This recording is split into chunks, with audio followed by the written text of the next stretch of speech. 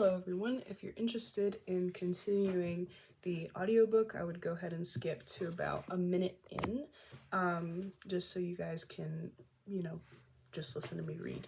But if you want to listen to what I have to say, then I guess listen for a little bit.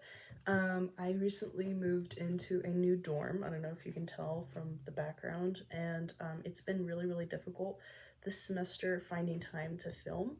I'm going to try and film as often as I can, but I hope you guys can be very understandable.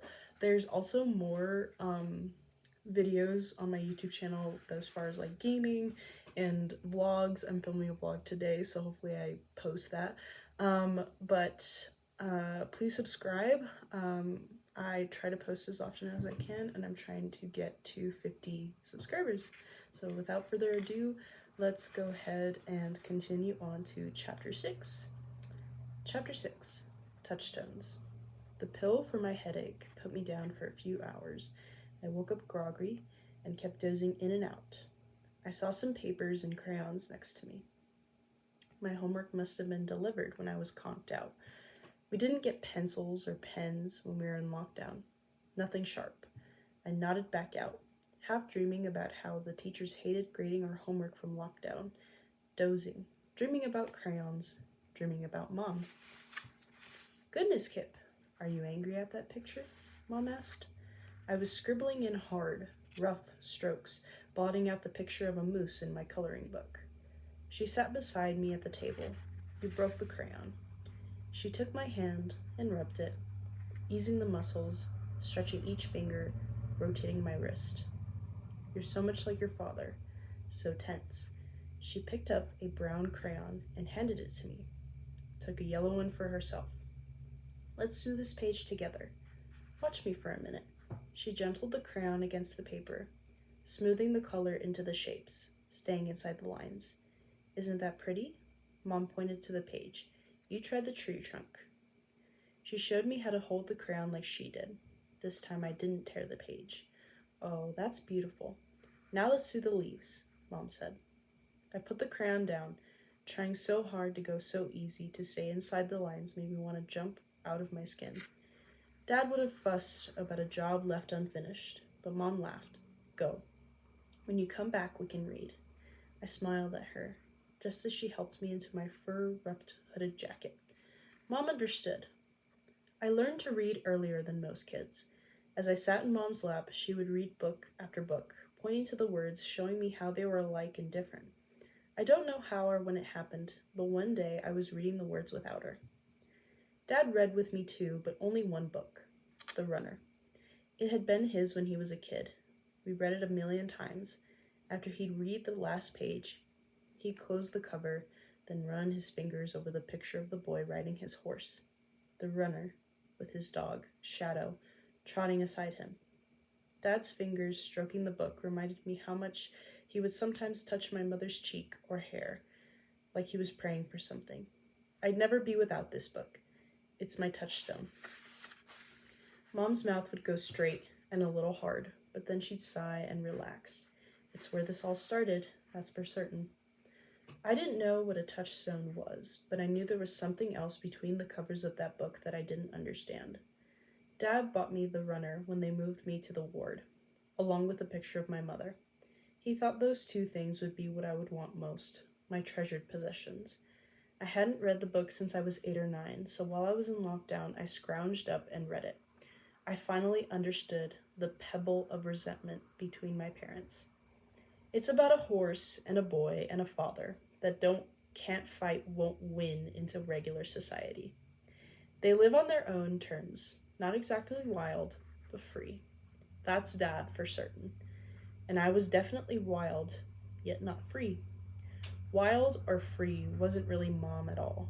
I think she loved the beauty of Alaska, but the loneliness killed her, just as surely as the cancer did. And I think she let both of them do it. For the next year, I rode the anger train. I punched other members of the loon platoon, and I tried to throw down on the orderlies, but they were bigger and tougher than I was. I fought walls and broke bones in my hands. I fought with my dad, the frown, anyone, anything that crossed my path. When I was in lockdown because of the fights, I read to pass the time. I checked out as many books as the roving library would let me, and the English teacher sent me some others. He put a note in War and Peace. Kip, I didn't read this till I was a sophomore in college, but I think you can handle it, Mr. Cannon. I returned his kindness with a sneering contempt. Mr. C, I read it last year, Mr. Kip. I fought using my mouth instead of my fists with Dad. We spent 3 of our weekly visits with Dad chatting and chat. We spent 3 of our weekly visits with Dad chatting and me glaring. When he tried to hug me before I left, I shrugged him off. The next time he came, it was for a sit down with the frown. I came in with Dad's copy of the runner. I plopped into my chair and tossed the book onto the frown's desktop. You can have that back. I don't want it. Why? Dad asked. My first response was a disgusted sigh. Then, because it's yours. The frown broke the silence that followed. Do you mean you don't want anything that belongs to your father, or you feel it's not rightly yours but his? Is there a difference? I said. Kip, we're past crap like this. Don't manipulate, the frown said. Fine. I want Dad to know that I'm pissed. You made that clear when you wouldn't talk to me. Dad sounded sad, but he still had that hard bottom in his voice, like a warm stream with a stony bed. I reread that book, and I remembered how Alaska was all about you. You had to live in the bush. You had to be free like that guy in the book. You didn't care what Mom wanted. You didn't want a crowd around, but Mom was lonely, and you were all about work, work, work. Do this, do that, work harder. It's not done till it's done right. I stood so I could, for once, be taller than Dad. I was a kid, not your slave, and Mom wasn't either. And now I was shouting. What happened to her? What happened to me? You were always right in the big middle.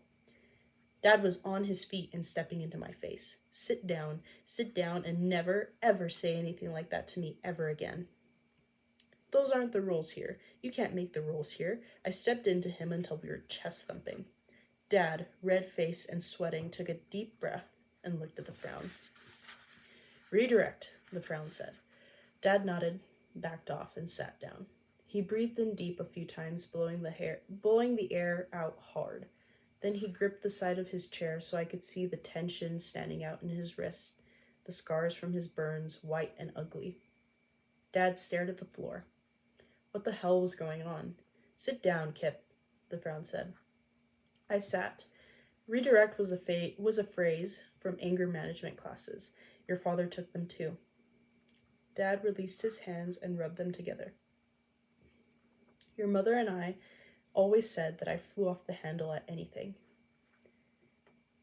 I perched on the edge of my chair. Now that this anger stuff finally wasn't all about me, I almost laughed. Instead, I picked up the runner and I banged it against the desk. Wham, wham, wham, wham, wham. Then sidearmed it across the room. I slammed out of the door into the grip of the orderly of the day. The only place I could keep myself in check was in classes. Mom had homeschooled me, so I was used to doing things on my own.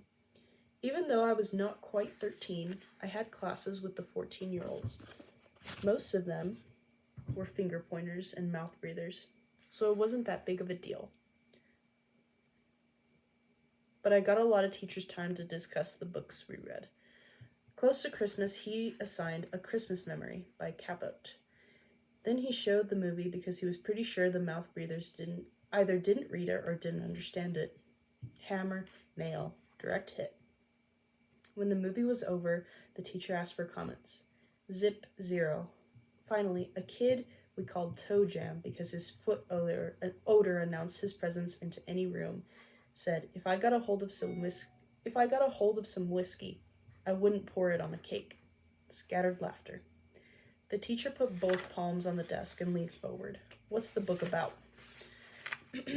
A long timer trying to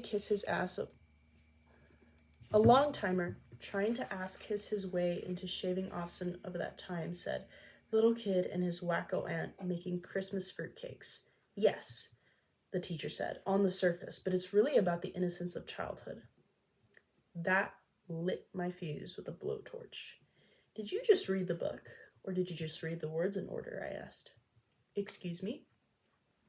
You come in here every single day with your sissy cappuccino and starch khaki pants, and you think we don't know that you wouldn't be here if anyone else, anywhere else, would hire you? I think you don't think, and you just proved that. Take your seat, please. Hold on, I'm not done.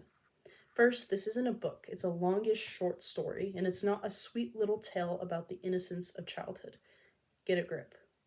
My mom taught me when you read a book, you question it. Who is this kid and why is he there? Answer. His mother doesn't want him, so she hands him over to his really poor, loony aunts, and they don't want him either.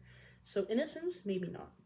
I looked around. The English teacher was glaring, and the rest of the class looked like someone poked them in the eye with a sharp stick.